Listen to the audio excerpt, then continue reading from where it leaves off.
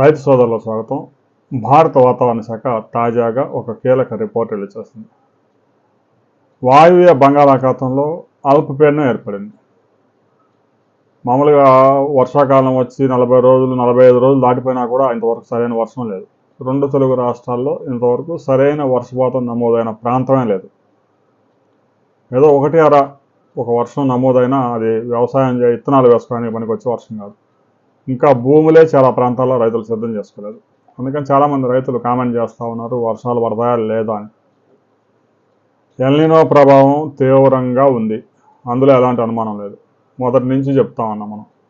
April May నెల నుంచి మనం హెచ్చరికలు జారీ చేస్తూనే ఉన్నాం. చాలామంది కామెంట్లు చేశారు, జనాలను రైతులను భయపెడుతున్నారని. భయపెట్టడం కాదు, పడ్డ దగ్గర కుంభవృష్టి లేదంటే వర్షం పట్ల. మహారాష్ట్రలో మనం చూసాం. మహారాష్ట్రలో చాలా ప్రాంతాల్లో తీవ్రమైన కరువు పరిస్థితి ఉంది. కానీ ఆ లోనావాలా, పూణే ఆ ప్రాంతాల్లో పశ్చిమ కనుమల్లో కుంభవృష్టి నమోదైంది. ఒక 24 గంటల్లో మళ్ళా వర్షాలు. తాజాగా వాయువ్య బంగాళాఖాతంలో ఒక అల్పపీడనం ఏర్పడింది. దీని ప్రభావంతో రాబోయే 3 రోజుల్లో దక్షిణ తెలంగాణ, వాయువ్య తెలంగాణలో చాలా ప్రాంతాల్లో తేలికపాటి నుంచి మోస్తరు వర్షాలు నమోదయ్యే అవకాశం ఉంది. హైదరాబాదు ఆ చుట్టుపక్కల జిల్లాల్లో కూడా సాయంత్రం వేళల్లో, రాత్రి వేళల్లో తేలికపాటి వర్షాలు పడే అవకాశం ఉంది. భారీ వర్షాలు అయితే చాలా ఛాన్సెస్ తక్కువగా ఉన్నాయి.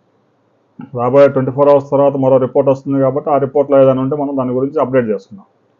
ఇక ఆంధ్రప్రదేశ్లోని శ్రీకాకుళం, విజయనగరం, విశాఖపట్నం ఉమ్మడి జిల్లాల్లో కూడా అక్కడక్కడ తేలికపాటి నుంచి మోస్తరు వర్షాలు ఇవాళ రాత్రి నమోదయ్యే అవకాశం ఉంది. పగటి ఉష్ణోగ్రతలు చాలా ప్రాంతాల్లో 38-39 డిగ్రీల టెంపరేచర్స్ దాటిపోతా ఉన్నాయి. వేసవిలో మే నెలలో వీచే గాలులు వీస్తూ ఉన్నాయి, వేడి గాలులు. ఋతుపవనాల ప్రభావం లేనేలేదు. ఇక అల్పపీడనం, ద్రోణి ఇవన్నీ వచ్చినప్పుడు ఆ ఋతుపవనాలు కొంతవరకు ప్రభావం చూపే అవకాశం ఉంది.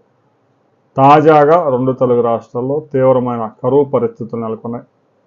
గోదావరి డెల్టాలో ధవళేశ్వరం ప్రాజెక్టు దగ్గర, ప్రకాశం డెల్టాకి పట్టిసీమ ద్వారా మాత్రమే సాగునీరు వస్తూ ఉంది.